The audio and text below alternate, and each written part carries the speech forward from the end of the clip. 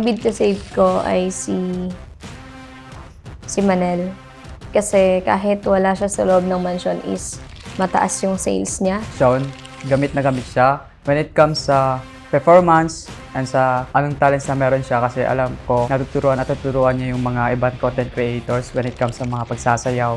KD, kasi kahit na na-restrict yung account niya, lahat ng benta niya pinunta niya sa district niya. Kaya ang wise nung ginawa niya, kasi kahit na wala siyang benta sa sarili niya, okay lang sa kanya mapunta lang sa district niya. KD, kasi nakita ko yung improvements niya dito. Sean, nakikita ka din na porsigido si Sean sa lahat ng ginagawa niya. Si Manel, unang-una pa lang sa challenge namin, isa siya sa mga may sales pagdating sa district namin. So, malaking tulong si Manel. Sean, kita ko lang din kung paano talaga maggalaw si Sean, and kahit hindi niya forte. Manel, and siya po yung isa sa merong highest sales sa weekly challenges namin.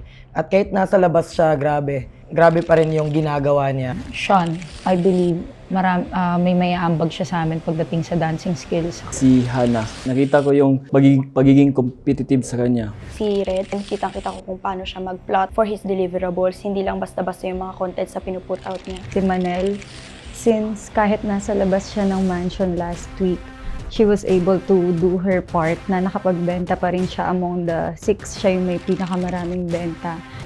Red, nakikita ko yung porsigido niya, lalong-lalo na sa challenge. Si Manel, siya ang nagdala sa district namin. Siya ang may pinakamalaking sales na iambag dun sa district namin last challenge.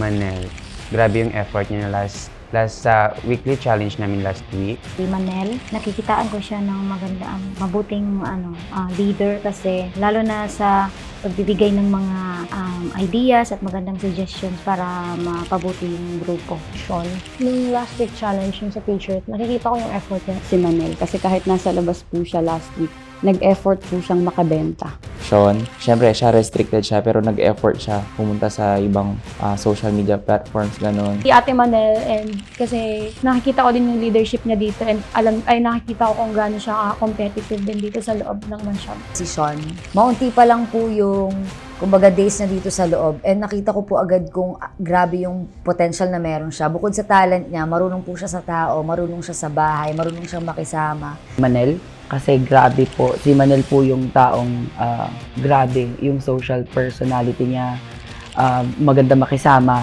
Manel, simula nang bumalik siya rito, ganun pa rin yung level niya ng energy, yung pakikisama niya overall, din pa rin.